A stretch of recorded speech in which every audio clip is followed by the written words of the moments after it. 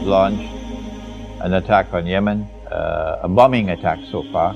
Devote attention to a hadith of the Prophet ﷺ, in which he gave to us a triangle of Akhirul Zaman. And my brief talk to you today is on that triangle. A triangle is a figure with three corners in it.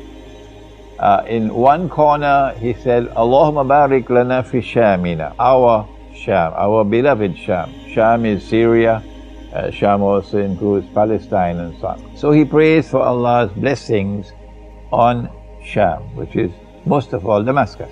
And then he says, Allahumma barik lana fi Shamina wa Yemenina. And he also prays for his Yemen, his beloved Yemen, and asks for Allah's blessings on Yemen.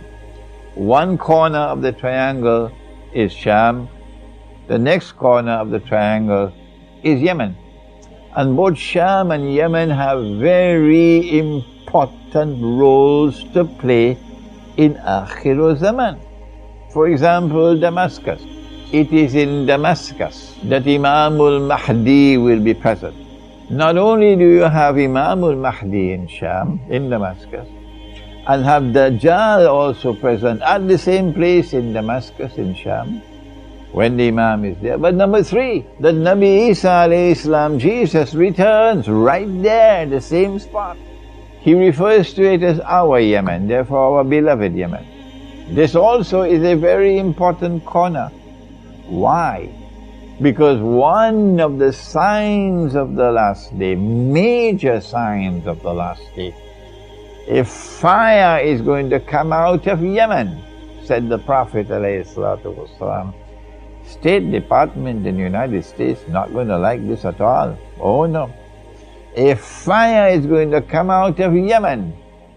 Britain and France can do what they want, they can't stop it.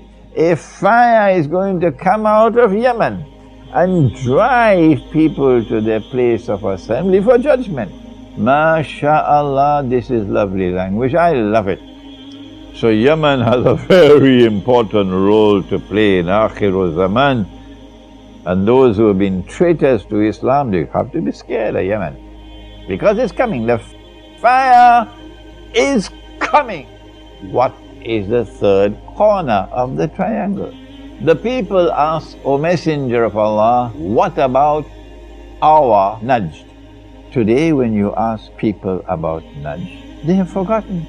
They changed the name and they gave a new name, a bogus name that they took out of a garbage bin, and they call it the Kingdom of Saudi Arabia. Why? So that you'll forget the word Najd. That is why. Well then, what is Najd? The Arabian Peninsula is divided into two main parts. On the eastern side of Arabia is the part of Arabia called Najd. And that's where you have the oil fields, that's where you have Dahran, that's where you have Riyadh, the capital city.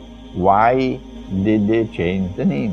Why did they want the world to forget the word Najd? The answer is because when the people asked the Prophet about Najd, sallallahu ta'ala alayhi wa sallam, he did not reply. For this one he silenced. Ominous silence for Najd. Why? Then when they ask a second time, O Messenger of Allah, what about our Najd?